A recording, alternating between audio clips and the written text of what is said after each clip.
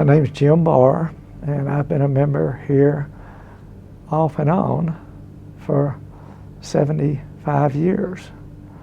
My actually membership really began before I was born, because my grandmother, paternal grandmother, my father, and my uncle were all charter members of Westminster. And it really started back, if you read the history of the Westminster, the centennial history, which I would recommend everybody do, because it really gets the true story of how this church came about. My paternal grandfather was a deacon. He also was superintendent of the Sunday school, which was a big deal apparently back then in those days, in the 1920s and 30s.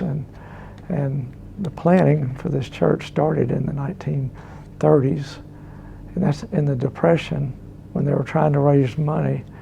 And I can remember some numbers, maybe like in maybe 1928 or 27, 28, we had $34,000 in revenue here. In 1933, we had $15,000 in revenue, but people were giving to buy this property where the church is. And they had determined, more people had determined that everything was moving west, and we need to move the church west.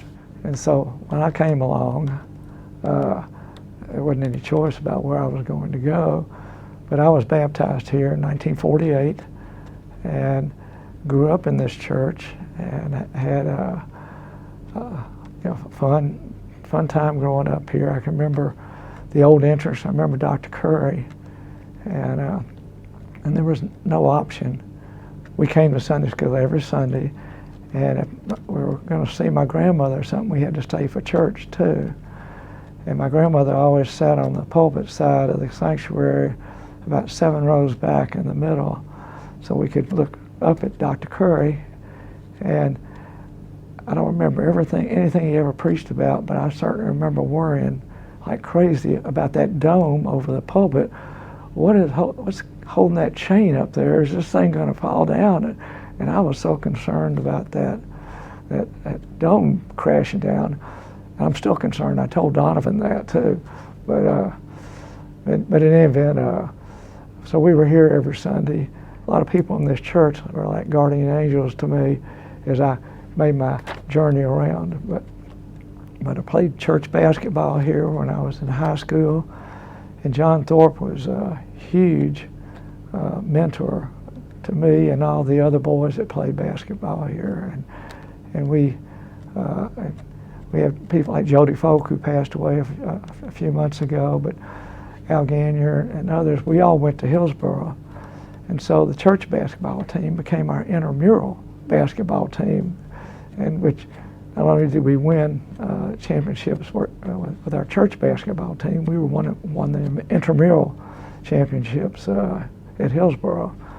And the other thing that was kind of neat about that is Monroe Harding back then was an orphanage, and the kids that lived there at the orphanage, they went to Hillsborough, but John Thorpe made sure that they were part of our basketball team, and they were part of our intramural team, and so we never excluded them. And so that was kind of an outreach that was going on. But John was always good about that, and he was good about making sure we got to Sunday school. If we were thinking about quitting, if we were going to play basketball, we certainly had to go to Sunday school.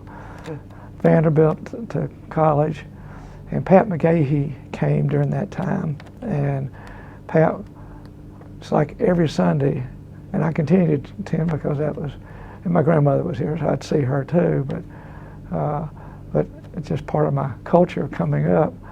But Pat always had a message every Sunday. It seemed like either something that happened to me during the week or something that came up the next week, and so I really connected with Pat, and Pat was really good with my grandmother and the elderly people in the church. And I can still remember when Pat came out from the pulpit with a guitar and sat down on the chancel steps. Pat was a musician as well and started singing. I can remember the gasp in the congregation. Nobody had ever seen that before.